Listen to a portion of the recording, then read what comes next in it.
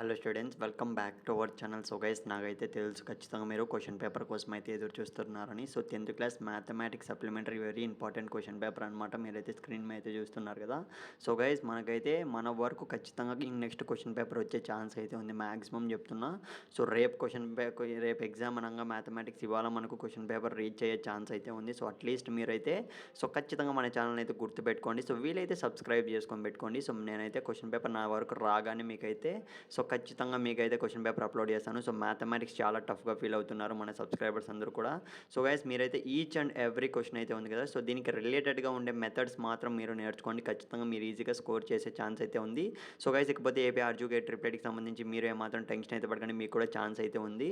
So at least మీరు ఇదైతే ఖచ్చితంగా మీరు మంచి స్కోర్తో అయితే పాస్ అయిపోండి. ఖచ్చితంగా మీకు కూడా సీట్ వచ్చే ఛాన్స్ అయితే ఉంది.